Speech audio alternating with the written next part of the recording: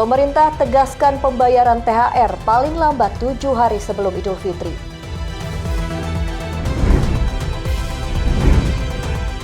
Indonesia dan Yordania berkoordinasi dorong perdamaian Palestina.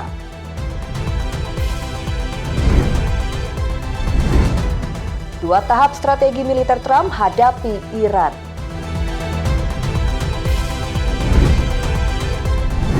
Halo, selamat petang pemirsa setia Berita Nasional TV. Senang sekali Berita Nasional Petang kembali hadir menyapa Anda.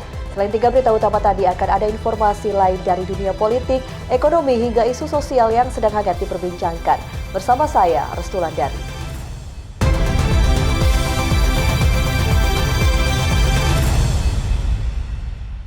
Kita langsung saja ke berita pertama pemirsa. Maling sepeda motor jenis Matic beraksi di siang bolong dan di keramaian di kawasan Cakung, Jakarta Timur. Aksi pelaku terekam kamera pengintai CCTV. Dari sinilah diketahui pelaku menggasak barang curian dengan cara menendang bagian stang motor. Hitungan detik motor berpindah tangan.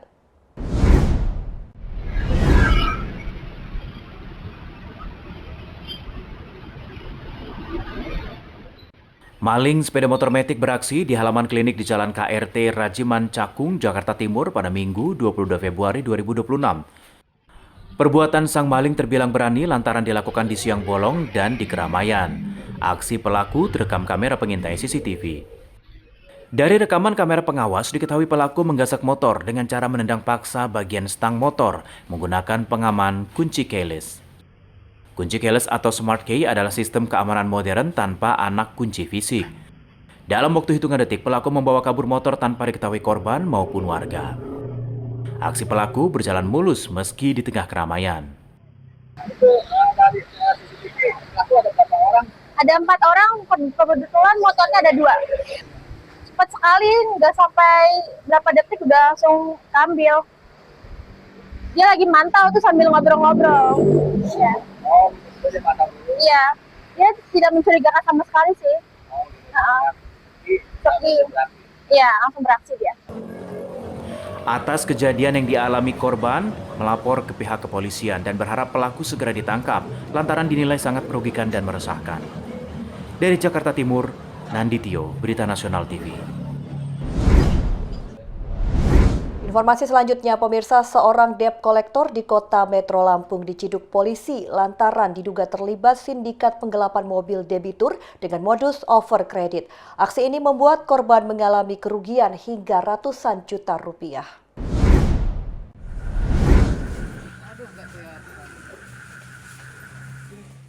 Satreskrim Polres Metro menciduk seorang debt collector berinisial AU lantaran diduga terlibat sindikat penggelapan kendaraan di kota Metro Lampung. Penangkapan dilakukan usai polisi menerima laporan korban yang mengaku mobil miliknya berpindah tangan usai ditawari skema overcredit dengan janji keuntungan. Polisi menyebut pelaku diduga mengalihkan kendaraan milik korban tanpa persetujuan sejak 2024. Saat itu korban masih menanggung kewajiban angsuran dan mengalami kerugian hingga 285 juta rupiah. Dalam kasus ini, polisi menyita sejumlah barang bukti, diantaranya bukti transfer dan keterangan saksi. Korban ini merupakan seorang debitur mobil Innova tahun 2017, di mana dia ingin melakukan overcredit terkait mobil Innova tersebut, lalu ditawarkanlah oleh saudara inisial MA alias Ari tersebut dengan iming-iming akan dilakukan overcredit dengan sebuah keuntungan. Lalu singkat cerita, sampai sekarang overcredit tersebut tidak jadi dilakukan dan unit tersebut sudah tidak diketahui keberadaannya. Selanjutnya, tersangka mendekam di Hotel Prodeo dijerat pasal penipuan dan penggelapan dengan ancaman pidana dibui maksimal 4 tahun. Dari Metro Lampung, Immanuel Simorangkir, Berita Nasional TV. Kita beralih ke informasi lain pemirsa. Pemerintah menegaskan pembayaran tunjangan hari raya atau THR bagi pekerja swasta wajib diberikan paling lambat 7 hari sebelum hari raya Idul Fitri. Pemberian THR bagi perusahaan swasta sudah diatur melalui regulasi yang ada dan bersifat wajib bagi seluruh perusahaan.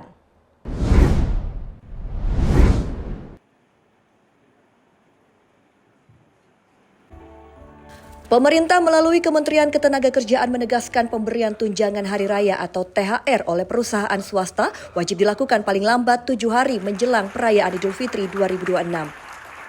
Menteri Ketenagakerjaan Yasierli menegaskan pemberian THR bagi perusahaan telah diatur melalui regulasi yang ada. Ketentuan pembayaran THR berdasarkan aturan lama. Perusahaan bisa dikenai sanksi sesuai ketentuan perundang-undangan yang berlaku bila melanggar aturan pemberian THR. Saat ini Kementerian Ketenagakerjaan sedang berkoordinasi dengan Kementerian Sekretariat Negara mengenai penerbitan surat edaran tentang pelaksanaan pemberian THR bagi pekerja. Menaker menegaskan THR bukanlah hak opsional, melainkan kewajiban yang harus dilaksanakan perusahaan kepada pekerja. Hal ini disampaikan Yasierli saat konferensi pers di kantor Kemnaker Jakarta Selatan pada Rabu 25 Februari 2026. Lebih jauh, Yasierli menjelaskan Kemnaker akan membuka posko pengaduan masyarakat mengenai THR di kantor pusat maupun Dinas Ketenagakerjaan di setiap kabupaten, kota, dan provinsi. Pihaknya mempersilahkan masyarakat untuk mengadu apabila terdapat perusahaan swasta tidak memberikan THR maupun melanggar ketentuan pemberian THR sehingga dapat dilakukan tindak lanjut. Kalau secara wajibnya kan memang H-7. Nanti kita tunggu. Kita sedang koordinasi dengan Kementerian Setnek, nanti diumumkan secara bersama nanti. Ya. Apakah ada pelaku usaha yang menyatakan keberatan itu Pak peminta THR-nya? Wah, kalau THR kan regulasi, ya. Siapa tahu Pak. Iya, nanti saya doakan semua dapat THR ya. Pemerintah mengimbau seluruh perusahaan untuk mematuhi ketentuan ini dan segera menyiapkan pembayaran THR bagi pekerja agar hak pekerja terpenuhi dan perayaan Idul Fitri bisa berlangsung dengan tenang dan sejahtera. Dari Jakarta, Berita Nasional TV.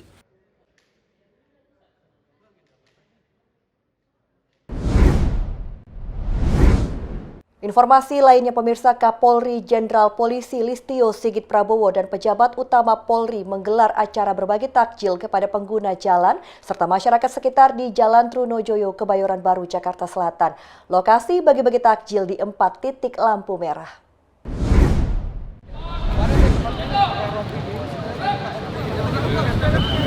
Kepala Kepolisian Republik Indonesia Jenderal Polisi Listio Sigit Prabowo bersama pejabat utama Polri menggelar acara berbagi takjil bersama bagi para pengguna jalan serta masyarakat sekitar di Jalan Trunojoyo, Kebayoran Baru, Jakarta Selatan pada Rabu 25 Februari 2026. Di sini Kapolri bersama pejabat utama Polri dan mengajak elemen media serta para tokoh agama dalam pembagian makanan untuk berbuka puasa.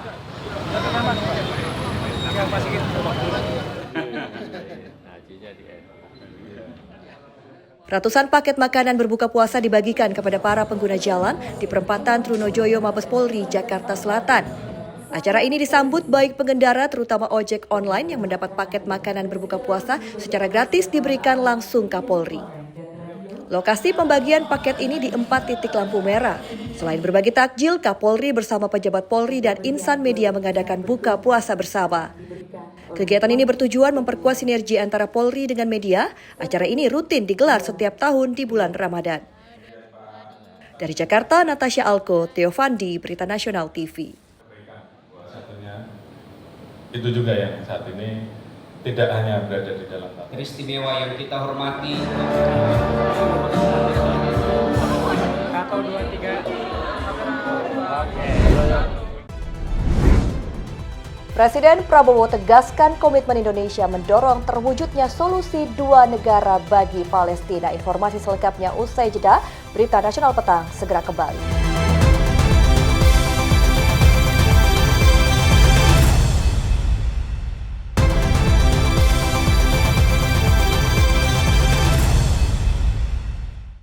Anda kembali menyaksikan Berita Nasional Petang. Pemirsa, Presiden Prabowo Subianto menegaskan komitmen Indonesia memperkuat kerjasama dengan Yordania demi mendorong perdamaian Gaza dan tepi barat. Dalam pertemuan di Istana Basman Aman, kedua pemimpin sepakat meningkatkan koordinasi intensif mendukung terwujud solusi damai bagi rakyat Palestina.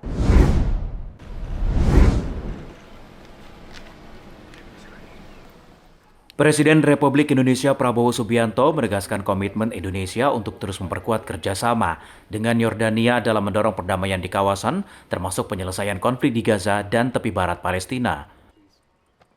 Komitmen ini disampaikan dalam pertemuannya dengan Raja Abdullah II di Istana Basman, Aman, pada Rabu 25 Februari 2026.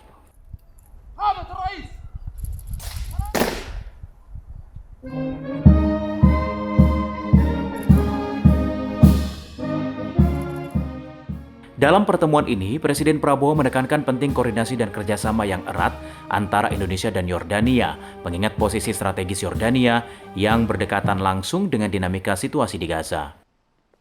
Presiden menegaskan Indonesia tetap melakukan segala upaya untuk mendorong terwujudnya solusi permanen bagi rakyat Palestina. We hope we can have a close liaison and cooperation because you are the closest to the Gaza problem. We hope that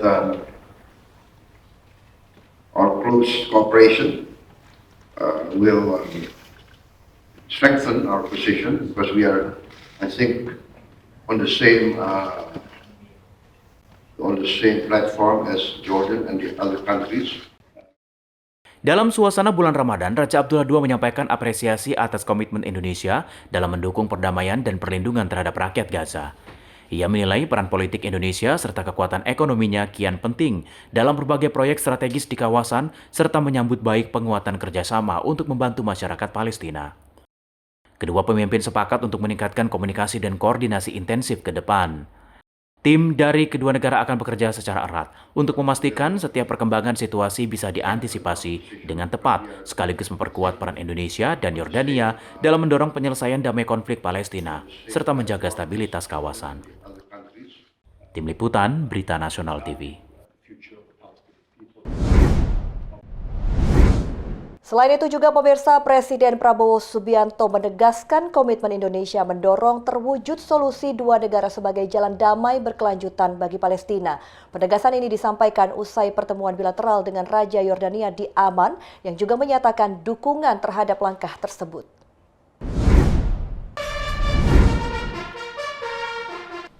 Indonesia menegaskan solusi dua negara merupakan jalan damai berkelanjutan bagi Palestina. Komitmen ini disampaikan langsung Presiden Prabowo Subianto usai pertemuan bilateral dengan Raja Yordania Yang Mulia King Abdullah II di Istana Basman, Amman, Yordania. Presiden Prabowo menegaskan Indonesia siap melakukan apapun demi terwujudnya solusi yang berkelanjutan. Menurutnya, satu-satunya jalan menuju perdamaian abadi adalah dengan mewujudkan negara Palestina yang merdeka melalui skema solusi dua negara. Indonesia is committed to do whatever we can for a lasting solution, and in our opinion, the only lasting solution is a two-state solution with an independent Palestine. And we supported the 20-point plan of President Trump. It's all with the view and effort to do whatever we can to achieve that lasting solution. Berpijak pada pandangan ini, Indonesia memutuskan bergabung ke dalam Dewan Perdamaian atau Board of Peace. Di forum ini, Presiden Amerika Serikat Donald Trump menggagas 20 poin perdamaian yang mengarah pada realisasi solusi dua negara dan telah disetujui oleh Dewan Keamanan Perserikatan Bangsa-Bangsa pada 18 November 2025. Kesamaan pandangan antara Indonesia dan Yordania dinilai akan memperkuat upaya mewujudkan perdamaian di Gaza. Raja Abdullah II menyampaikan apresiasi atas komitmen dan kepedulian Indonesia terhadap rakyat Palestina, serta menilai peran aktif pemerintahan Prabowo sebagai bagian penting dalam mendorong terciptanya perdamaian dan ketenangan di kawasan tersebut. Tim Liputan, Berita Nasional TV.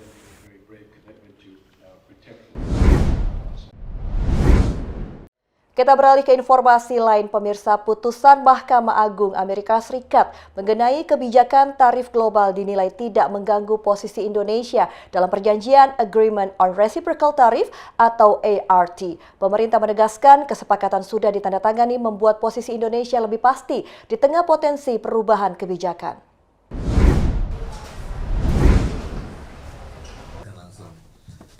Pemerintah menilai posisi Indonesia dalam Perjanjian Dagang Agreement on Reciprocal Tariff atau IRT lebih pasti meski Mahkamah Agung Amerika Serikat mengeluarkan putusan terkait kebijakan tarif global.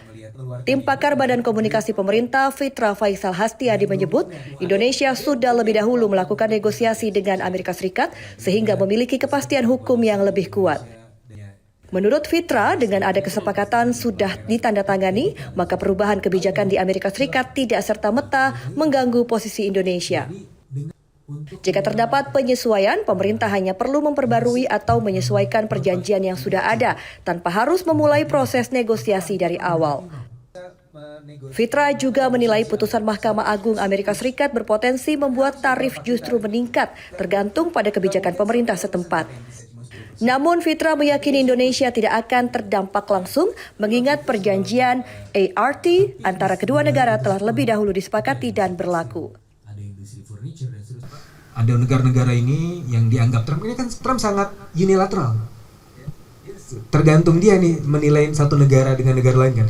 Negara ini ketika saya ada di Supreme Court dia nggak mendukung, ya udah saya akan naikkan tarif. Kan bisa aja. Federal investigation-nya bisa dicari-cari caranya kan. Nah, sementara kita di sini sudah melakukan negosiasi tarif kan. Apa kita subject to itu? Harusnya di sini lah, kan kita udah tanda tangan. Sebelumnya, pemerintah Indonesia meminta agar Amerika Serikat tetap memberlakukan tarif impor 0% untuk produk unggulan nasional dalam kegiatan ART. Hal ini menjadi penting di tengah potensi perubahan kebijakan pasca putusan Mahkamah Konstitusi Amerika Serikat serta rencana penerapan tarif global sebesar 10%. Dari Jakarta, Ajeng Tiara Ade Chandra, Berita Nasional TV. Ya, selanjutnya pemirsa, tenaga ahli utama Badan Komunikasi Pemerintah Fitra Faisal Hastiadi menegaskan dalam perjanjian perdagangan resiprokal Indonesia-Amerika Serikat tetap tunduk pada kepentingan nasional. Pemerintah memastikan Indonesia tidak serta-merta mengikuti kebijakan Amerika Serikat terhadap negara lain tanpa pertimbangan strategis dan diplomatik.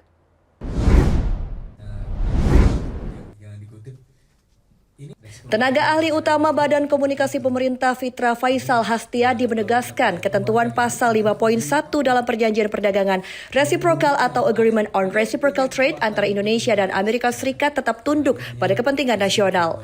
Dalam pernyataannya, Fitra menyebut Indonesia tidak serta-merta otomatis mengikuti setiap kebijakan Amerika Serikat terhadap negara lain. Pernyataan ini merespon sorotan pemerintah Cina terkait isi pasal 5.1 yang mengatur bahwa jika Amerika Serikat menerapkan tarif, kuota, larangan atau pembatasan impor terhadap negara ketiga demi keamanan ekonomi atau nasional, maka Indonesia akan diberitahu dan diminta mengadopsi langkah dengan efek restriktif setara. Fitra menjelaskan ketentuan itu pada dasarnya bertujuan mencegah praktik transshipment dan pengalihan perdagangan yang berpotensi merugikan. Namun demikian, Fitra menegaskan dalam ayat berikutnya terdapat klausul subject to national interest yang menjadi escape clause bagi Indonesia. Artinya, setiap penerapan kebijakan tetap harus mempertimbangkan kepentingan nasional, termasuk hubungan diplomatik dan ekonomi dengan berbagai mitra dagang termasuk Cina. Jadi di situ kan kalau dari urut-urutan yang dari 5.1 itu ada misalnya US menerapkan tarif, kuota, sanksi atau whatsoever terhadap negara tertentu dan US memberikan notifikasi terhadap Indonesia dan Indonesia harusnya mengikuti ya untuk inline dengan Amerika Serikat supaya sebenarnya tujuannya adalah untuk menghindari semacam entah itu transshipment atau seterusnya. Jadi itu sebenarnya motivasi US di situ. Selain itu akan dibentuk Council on Trade and Investment sebagai forum dialog untuk membahas isu perdagangan dan investasi, termasuk jika terjadi ketidakseimbangan neraca perdagangan atau kebijakan yang dinilai mengganggu kepentingan nasional. Dengan demikian, ketentuan pasal 5.1 dinilai tidak menghilangkan ruang kebijakan Indonesia karena tetap tersedia mekanisme diskusi dan negosiasi ulang demi menjaga kepentingan nasional. Dari Jakarta, Ajeng Tiara Ade Chandra, Berita Nasional TV. DPR gelar RDPU kasus Fandi Ramadan yang divonis mati. Informasi selengkapnya usai jeda. Berita Nasional Petang segera kembali.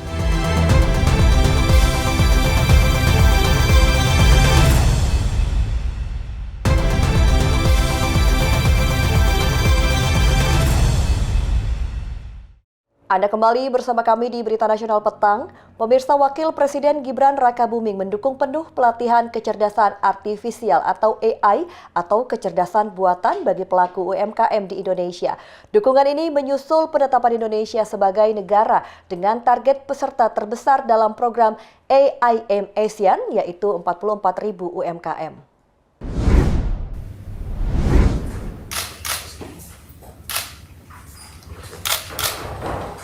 Wakil Presiden Gibran Rakabuming menyatakan dukungan penuh terhadap pelatihan kecerdasan artifisial atau AI atau kecerdasan buatan bagi pelaku usaha mikro, kecil, dan menengah. Dukungan ini disampaikan saat menerima audiensi ASEAN Foundation di Istana Wakil Presiden Jakarta pada Rabu 25 Februari 2026. Indonesia ditetapkan sebagai negara dengan target peserta terbesar dalam program AIM ASEAN, yaitu 44.000 UMKM dari total 100.000 UMKM di 11 negara ASEAN. Delegasi ASEAN Foundation memaparkan program AIM ASEAN yang dirancang untuk meningkatkan kapasitas dan daya saing UMKM melalui pelatihan AI. Program ini dijalankan bersama mitra lokal termasuk Kumpul Impact dan Kaizen Room. Dukungan Wakil Presiden dinilai menjadi sinyal kuat komitmen pemerintah dalam mendorong UMKM beradaptasi dengan transformasi digital sekaligus memperluas akses terhadap teknologi. Selain AIM ASEAN, turut dipaparkan program AI Ready ASEAN yang menyasar 5,5 juta individu di kawasan ASEAN, termasuk guru, pemuda, orang tua, santri, serta masyarakat di daerah terpencil dan kelompok rentan. Project Manager AI Ready ASEAN Diera Galapaksi menyebut Wakil Presiden menyambut antusias program tersebut karena sejalan dengan agenda pembangunan sumber daya manusia nasional dan asta cita pemerintah serta memberikan dukungan dari sisi infrastruktur dan inklusivitas. Diera juga menegaskan pentingnya keberlanjutan program melalui dukungan kebijakan dan kolaborasi erat antara pemerintah dan mitra pelaksana. Melalui penguatan literasi dan pelatihan AI bagi masyarakat maupun UMKM, Indonesia diharapkan tidak hanya menjadi pasar teknologi, tetapi juga mampu membangun kedaulatan digital berbasis sumber daya manusia yang unggul. Yang pertama, Bapak Wakil Presiden cukup antusias gitu ya dengan adanya program ini, apalagi ini juga sejalan dengan asta cita pemerintah gitu ya, khususnya pemberdayaan sumber daya manusia, dan juga memberikan dukungan yang cukup baik gitu ya untuk implementasi program ini, baik itu dari segi infrastruktur dan lain-lain, terutama dari sisi inklusivitas di mana kita juga menjangkau beberapa diantaranya semacam santri, terus daerah remote areas, dan juga kaum-kaum marginal lainnya, karena memang fokusnya adalah mengempower khususnya anak-anak muda Indonesia, guru dan juga orang tua agar bisa lebih berdaya lagi khususnya di bidang AI. Tim Liputan Berita Nasional TV. Kita beralih ke informasi lain, pemirsa. Komisi 3 DPR RI menggelar rapat dengar pendapat umum dengan keluarga anak buah kapal asal Batam Fandi Ramadan bersama kuasa hukumnya Hotman Paris Hutapea pada hari ini. Agenda rapat difokuskan pada penanganan hukum yang menjerat Fandi dengan hukuman pidana mati. Sama sekali tidak bisa Komisi 3 DPR RI menggelar rapat dengar pendapat umum atau RDPU dengan keluarga anak buah kapal atau ABK asal Batam, Fandi Ramadan bersama kuasa hukumnya Hotman Paris Hutapea. Agenda rapat difokuskan penanganan hukum menjerat Fandi dengan hukum pidana mati.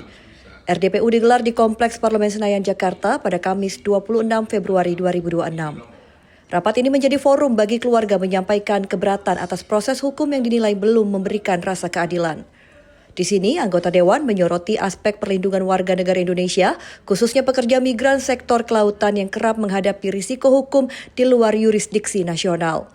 Dalam paparannya, Hotman Paris menegaskan sejumlah kejanggalan proses peradilan yang dijalani Fandi Ramadan. Hotman Paris meminta negara hadir melalui jalur diplomasi maupun pendampingan hukum guna memastikan seluruh hak hukum Fandi terpenuhi. Ketua Komisi 3 DPR RI Habibur Rahman selaku pimpinan rapat menyatakan akan menindaklanjuti aspirasi dengan memanggil kementerian dan lembaga terkait, termasuk Kementerian Luar Negeri, serta instansi penegak hukum guna mendapatkan gambaran utuh mengenai status hukum Fandi dan langkah diplomatik yang sudah ditempuh. Silakan. Saya hanya bisa memohon kepada Bapak yang mulia, Bapak Presiden, bantulah anak saya, bantulah saya. Saya nggak bisa apa-apa, saya orang yang lemah, saya orang yang teraniaya. Kami sekeluarga hanya kepada Pak Presiden, bapak-bapak yang berhati mulia, yang bisa menolong kami. Yang kasus anak kami yang rumit, dimakin rumiti, sudah kami tidak mampu. Kami dianiayai terus. Terima kasih. Ibu ini meminta bantuan kepada Presiden Prabowo yang dia pernah jadi klienku 25 tahun, dia pernah minta nasihat dari aku. Beliau itu dalam beberapa hari terakhir ini, Pak Prabowo berjanji akan menumpas, dia pakai istilah miscarriage of justice, yaitu penanganan keadilan secara nggak benar.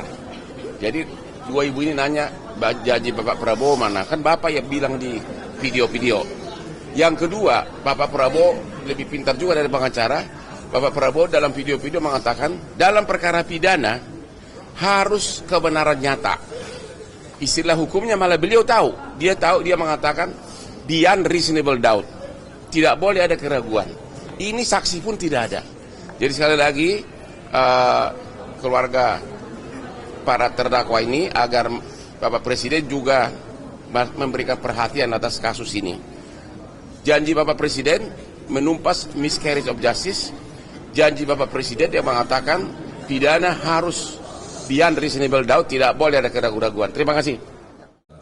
Sebagai informasi, Fandi Ramadan merupakan salah satu ABK kapal Sea Dragon terdakwa dituntut hukuman mati kasus penyelundupan hampir 2 ton sabu.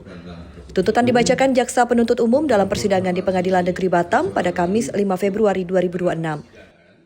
Dalam kasus ini, 6 terdakwa dituntut hukuman mati, terdiri dari 2 warga negara Thailand yakni Werapat Pongwan dan Terapong Lekpra Dube. Kemudian warga negara Indonesia adalah Fandi Ramadan, Richard Halomoan, Leo Chandra Samosir, dan Hasi Holan Samosir. Ade Chandra, Natasha Alko, Berita Nasional TV. Udah itu, si Fandi disuruh lagi mencopot di bendera. Dibantah bikin anak saya lagi, Pak. Kenapa dicopot lagi benderanya, Kep? Apa nanti nggak bermasalah? Tahu saya. Kita beralih ke informasi menarik lainnya, pemirsa. Bulan Ramadan menjadi berkah bagi petani timun suri di Kertajati, Majalengka, Jawa Barat. Sekali panen, petani mengantongi uang hingga 35 juta rupiah. Timun suri menjadi buah diburu dijadikan menu takjil saat Ramadan. Timun suri merupakan salah satu buah yang biasa ditanam menjelang bulan Ramadan. Karena buah ini di bulan Ramadan bisa dijadikan sebagai menu untuk berbuka puasa atau takjil. Selain panennya yang melimpah, harga timun suri juga cukup mahal. Dalam sekali panen bisa menghasilkan buah timun hingga 7 ton per hari atau sekitar 35 juta rupiah. Timun suri dijual langsung ke tengkulak dengan harga sekitar Rp5.000 per kilogramnya. Dan biasanya timun suri yang dipanennya bisa dijual ke daerah Bandung, Tasik, dan juga ke Jakarta. Para petani timun suri tahun ini panennya paling melimpah dibandingkan tahun lalu. Walaupun terpengaruh cuaca, hasil panennya cukup banyak. Bahkan harganya pun cukup mahal di awal bulan Ramadan 2026. Sementara itu, selain dijual ke pasar, tidak sedikit warga sekitar yang membeli langsung di kebunnya karena bisa memilih sendiri timun suri yang dibelinya. Harganya pun lebih murah dari harga jual di pasaran yang mencapai Rp10.000 per kilogramnya, sedangkan jika membeli langsung di petani cuma Rp5.000 per kilogramnya. Di bulan Ramadan ini timun suri bisa dijadikan sebagai kolak, campuran es buah, juga bisa dibuat sebagai rujak atau manisan, dan sangat cocok untuk menu berbuka puasa. Sekitar 5-6 hektaran lah, 5 hektar lebih ya. Emang kalau nanam ini menjelang bulan Ramadan? Iya, menjelang bulan Ramadan aja saya mah, tapi ada juga yang cuma nggak banyak, yang banyak kan menjelang bulan Ramadan aja. Nah, sekarang di awal Ramadan ini gimana harganya, seperti apa nih? Harganya bagus, lagi bagus lah. Berapa kalau dari petani? Dari petani kita 5.000 per kilo? Iya, per kilo. Jual ke bandar itu 5.000. Ini jualnya kemana dijualnya? Kalau saya dijual di sini aja, tapi di sini kan dibawa dulu ke rumah, dicuci, dibersihin, baru dijual. Ya. Sementara salah seorang pembeli, Yayat, menjelaskan dibeli langsung lebih murah dan akan dipergunakan untuk keperluan tradisi di bulan Ramadan seperti kolak dan lainnya. Ini belinya saya dari pengepul, alhamdulillah dikasih, harganya juga lumayan lah. Ini ada 2 kiloan. Ini untuk apa ini? Ya, biasa untuk persiapan saat buka puasa. Biasanya dibuat apa aja nih timun suri ini? Biasanya mau dicampur untuk es campur kayak gitu biasa. Terus selain es campur bisa dibuat apa lagi? Manisan. Kolak juga. Kolak juga sama. Emang kalau bulan Ramadan untuk tajil seperti ini emang terlalu ini Pak? Untuk timun suri bisa digunakan untuk tajil? Bisa Pak. Biasanya itu salah satu tradisi lah.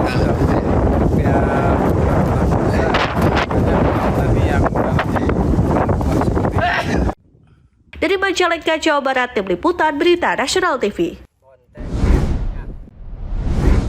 Ya, selanjutnya pemirsa, kita akan pantau kondisi arus lalu lintas terkini yang akan disampaikan petugas NTMC Korlantas Polri. Dan berikut laporannya. Selamat sore pemirsa, saya Brigadir Putu Fungki dari NTMC Korlantas Polri akan mengajak Anda untuk memantau situasi lalu lintas terkini melalui pantauan CCTV NTMC Korlantas Polri. Dan untuk informasi yang pertama pemirsa, mari kita lihat lalu lintas dari kawasan JPO Tebet, Jakarta Selatan.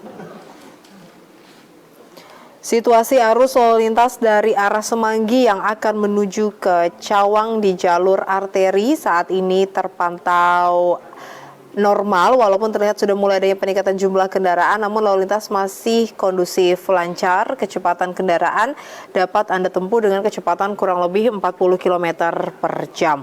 Kemudian dari arah sebaliknya, yaitu dari arah Cawang yang akan menuju ke Kuningan ataupun Semanggi di jalur arteri ataupun di tol dalam kota, saat ini lalu lintas terpantau lancar.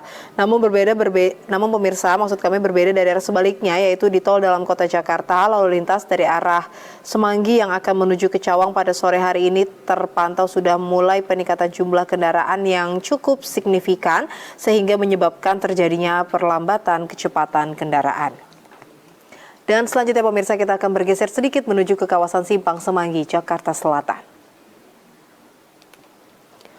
Kondisi arus lalu lintas dari arah Gatot Subroto yang akan menuju ke Senayan atau Slipi baik di jalur arteri ataupun di tol dalam kota saat ini terpantau lancar. Berbeda dari arah sebaliknya pemirsa, yaitu dari arah Slipi atau Tomang yang akan menuju ke kawasan Senayan ataupun Semanggi maupun yang akan menuju ke Cawang. Pada saat ini lalu lintas terpantau sudah mulai ramai. Terlihat peningkatan jumlah kendaraan yang cukup signifikan yang menyebabkan terjadinya perlambatan kecepatan kendaraan. Dan kami tetap mengharapkan para pengendara untuk tetap menggunakan lajur sesuai dengan ketentuan dan bersabar dalam antrian demi kenyamanan dalam berkendara. Kemudian lalu lintas di jalur arteri dari arah Slipi yang akan menuju ke arah Senayan ataupun yang akan menuju ke arah Kuningan sore hari ini juga terpantau ramai dan perlu diantisipasi akan pertemuan arus kendaraan dari arah Jalan Jenderal Sudirman yang juga akan menuju ke kawasan Kuningan. Kami tetap mengharapkan para pengendara untuk tetap menjaga jarak aman kendaraan Anda dan kendaraan lainnya. Dan selanjutnya pemirsa, kita akan melihat lalu lintas dari kawasan exit tol Bekasi Barat, di mana kondisi arus lalu lintas saat ini dari arah Pekayon yang akan menuju ke Kalimalang, Jalan Ahmad Yani terpantau cukup ramai pemirsa. Peningkatan jumlah kendaraan cukup signifikan pada sore hari ini di kawasan exit tol Bekasi Barat. Terlihat dari pantauan CCTV pemirsa, lalu lintas terpantau cukup padat. Begitupun dari arah Kalimalang atau Jalan Ahmad Yani yang akan menuju ke Pekayon saat ini juga terpantau ramai. Dan selanjutnya lalu lintas dari arah gerbang tol Bekasi Barat yang akan menuju ke yang akan menuju ke Pekayon atau Kalimalang, terlihat antrian kendaraan menjelang traffic light kurang lebih 200 meter ke belakang. Dan pada sore hari ini pemirsa, kita lihat bersama di pantauan CCTV di kawasan exit tol Bekasi Barat ini didominasi oleh kendaraan pribadi, khususnya kendaraan roda 4. Walaupun terlihat juga beberapa kali adanya kendaraan besar seperti truk, pengangkut barang dan juga bus yang melintas di kawasan ini, sehingga kami harap para pengendara untuk tetap menjaga jarak aman kendaraan Anda, menghindari blind spot dan tetap ikuti rambu-rambu lalu lintas yang berlaku dengan tidak memutar balik yang bukan pada tempatnya. Dan yang terakhir pemirsa, kita akan melihat lalu lintas dari kawasan Bundaran Pondok Indah, Jakarta Selatan, di mana kondisi arus lalu lintas dari arah Lebak Bulus yang akan menuju ke Blok M atau Fatmawati sore hari ini terpantau ramai lancar. Begitupun dari Lebak Bulus atau Blok M yang akan menuju ke Bintaro, lalu lintas saat ini juga terpantau ramai lancar. Setelah antrian traffic light, kendaraan dapat berjalan dengan kecepatan kurang lebih 40 hingga 50 km per jam. Dan pada sore hari ini lalu lintas juga didominasi oleh kendaraan pribadi roda 2 dan juga roda 4. Perlambatan kecepatan kendaraan hanya terjadi menjelang traffic light pemirsa, dan selepasnya kendaraan dapat berjalan dengan kecepatan normal. Kami harap para pengendara untuk dapat mematuhi rambu-rambu lalu lintas yang berlaku demi keamanan dan juga keselamatan dalam berkendara. Ya pemirsa, untuk bagi Anda yang ingin mengetahui informasi terkait kondisi arus lalu lintas terkini, Anda dapat menghubungi call center NTMC Korlantas Polri di 1500669 atau melalui SMS di 9119. Stop pelanggaran, stop kecelakaan, keselamatan untuk kemanusiaan, dan salam presisi. Demikian saya Brigadir Putu Funke melaporkan. Semoga bermanfaat dan tetap hati-hati di jalan. Informasi terkait strategi Presiden Donald Trump hadapi Iran akan kami hadirkan usai jeda. Berita Nasional Petang segera kembali.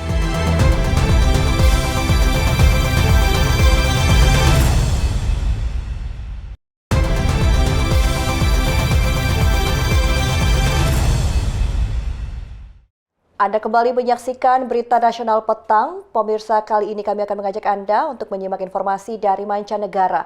Iran membantah klaim Presiden Amerika Serikat Donald Trump menyebut Teheran sedang mengembangkan rudal bisa menyerang Washington. Trump dalam pidato kenegaraannya menyebut Iran mengembangkan teknologi rudal bisa menjangkau daratan Amerika Serikat.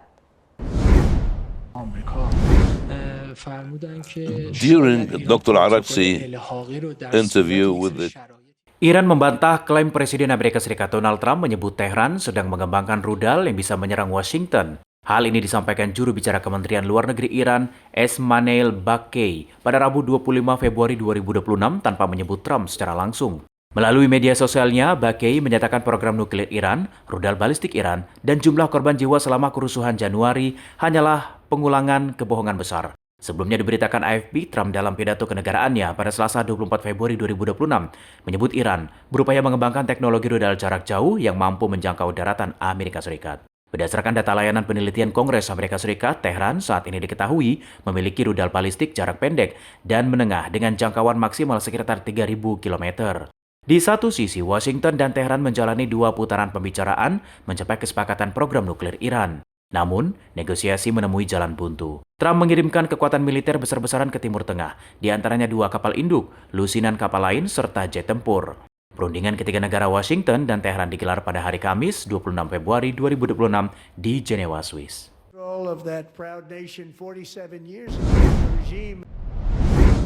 Presiden Amerika Serikat Donald Trump mematangkan strategi militer 2 tahap menghadapi Iran. Rencana ini bertujuan memberikan tekanan hingga peluang penggulingan kekuasaan di Teheran jika jalur diplomasi ketiga menemui jalan buntu.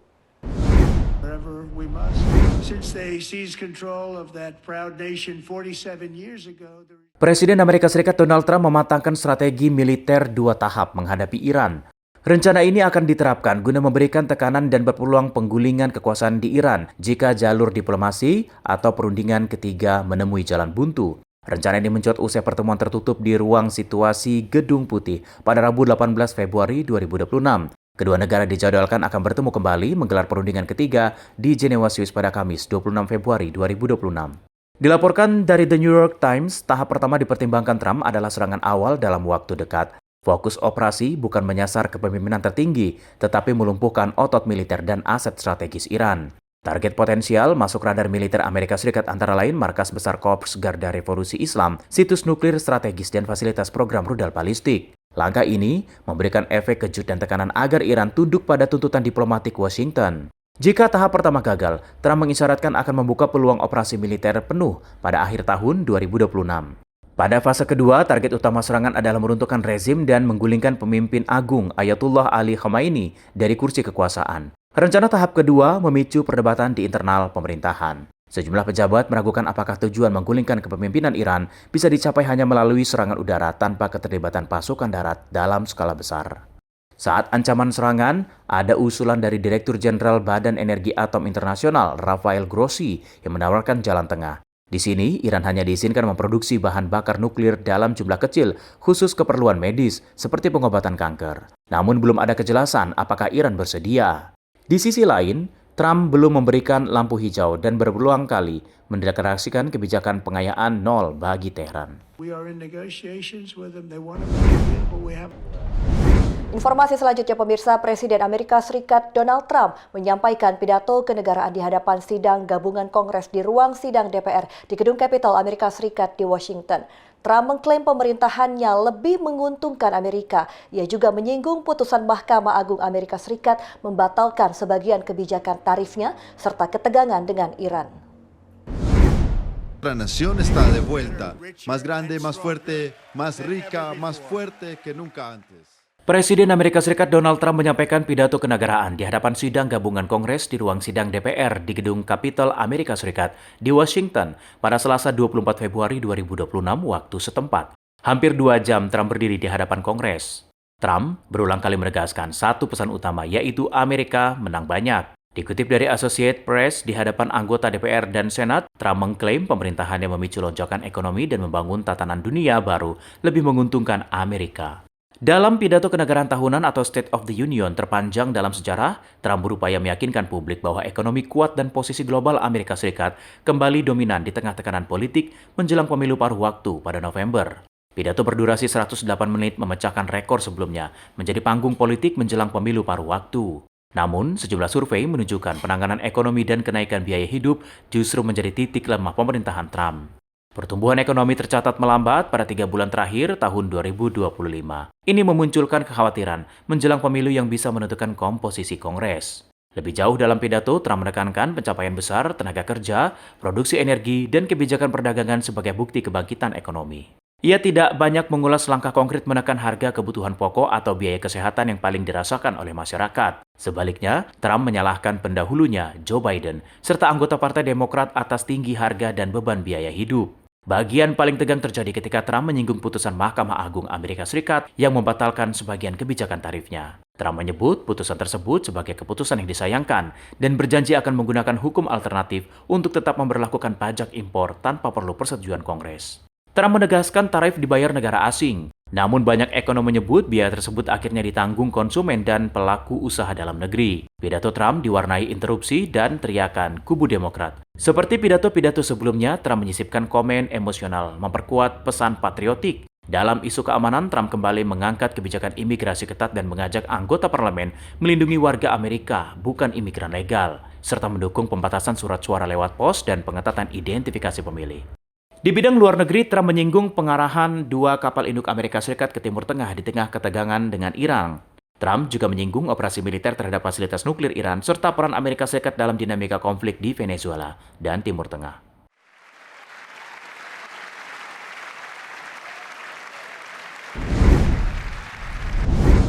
Belas jet tempur F-22 Amerika Serikat mendarat di Israel di tengah ketegangan dengan Iran. Disebut-sebut pesawat-pesawat ini termasuk jet tempur tercanggih di dunia, hanya dimiliki Amerika Serikat.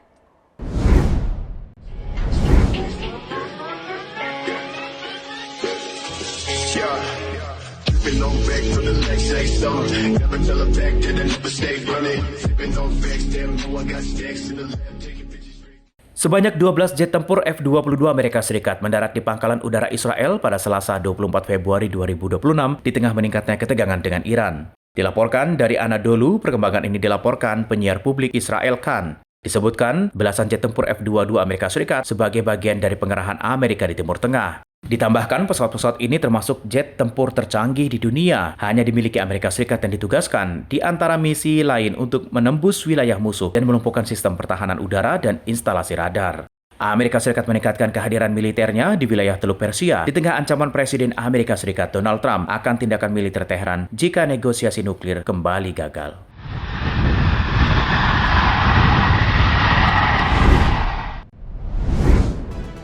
Pemirsa, tetaplah bersama kami karena usai jeda kami akan mengajak Anda untuk melihat jejak Islam di Denmark. Berita Nasional Petang segera kembali.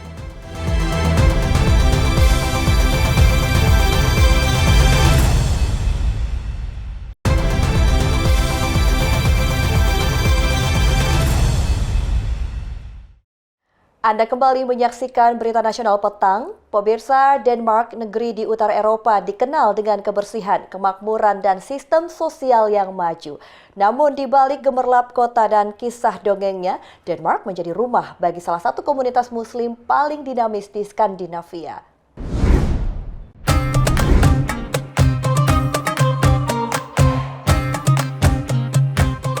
Selamat datang di Denmark.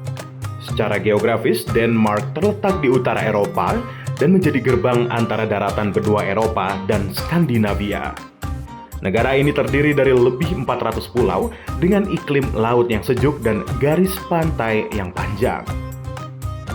Ekonomi Denmark bertumpu pada teknologi, energi angin, farmasi, serta sistem kesejahteraan sosial yang kuat, sehingga menjadikan Denmark salah satu negara dengan tingkat kebahagiaan tertinggi di dunia menurut World Happiness Report. Selain itu, Denmark memiliki sejarah panjang dari masa Viking hingga menjadi monarki modern. Budayanya dikenal lewat seni, sastra, dan filosofi. Nama-nama seperti penulis Hans Christian Andersen dan filsuf Søren Kierkegaard menjadi ikon dunia. Namun, sejarah Islam di Denmark baru berkembang pesat pada abad ke-20 seiring berdatangnya imigran dari Turki, Pakistan, Irak, Bosnia, dan Somalia.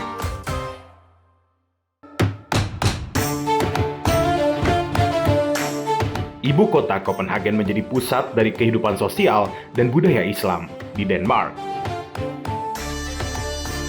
Di distrik Nørrebro, suasana multikultural terasa kuat.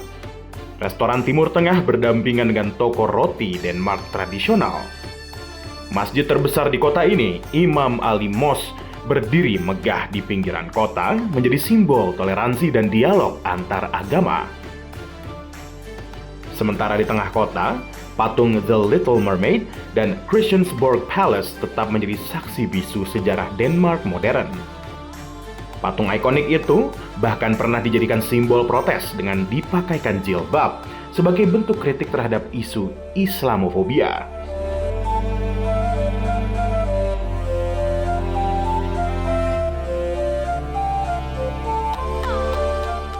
Jauh di Laut Baltik, terdapat Pulau Bornholm yang menyimpan kisah unik.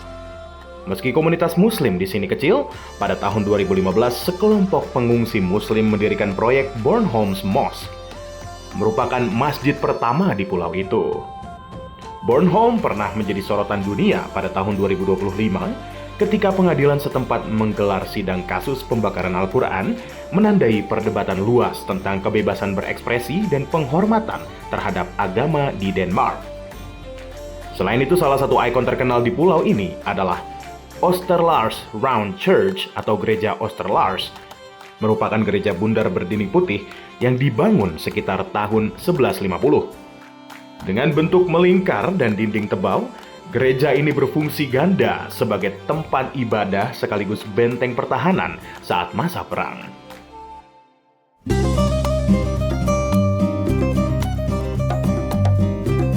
Selanjutnya, kota terbesar kedua di Denmark, Aarhus, juga memiliki komunitas muslim yang aktif. Menurut penelitian Universitas Aarhus tahun 2023, ribuan muslim menetap di kota ini dan berperan dalam kehidupan sosial, pendidikan, hingga budaya. Masjid seperti Selimie Mosque dan Islamic Culture Center menjadi pusat kegiatan umat sekaligus ruang dialog antar budaya. Di sisi lain, Aros Art Museum merupakan salah satu museum seni terbesar di Skandinavia, berdiri tak jauh dari pusat komunitas Muslim. Seni, agama, dan keberagaman hidup berdampingan dalam harmoni yang menjadi ciri khas.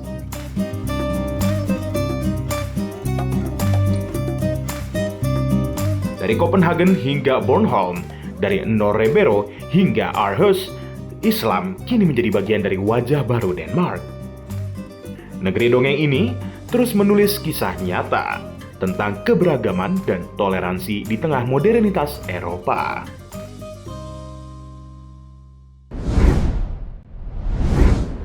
Dari Denmark, saya akan mengajak Anda ke Jepang, pemirsa. Nah, kalau di Tokyo punya Shibuya, di Osaka ada Dotonbori.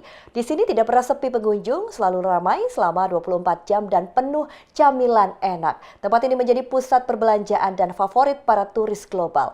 Di sini juga ada hiburan malam. Selamat datang di Dotonbori.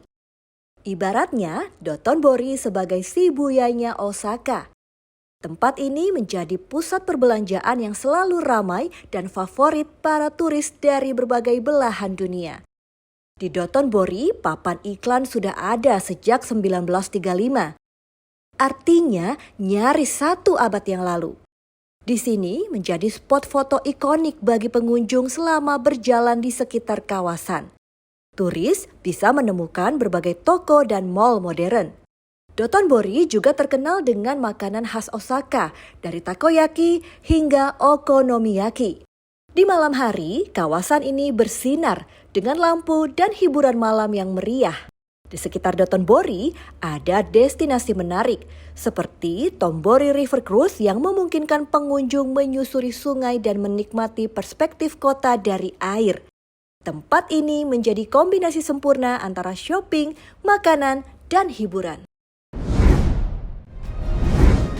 Ya, informasi tadi sekaligus menutup perjumpaan kita di Berita Nasional Petang kali ini. Saya Rustula Dari beserta kru yang bertugas pamit undur diri. Selamat petang dan selamat kembali beraktivitas. Sampai jumpa.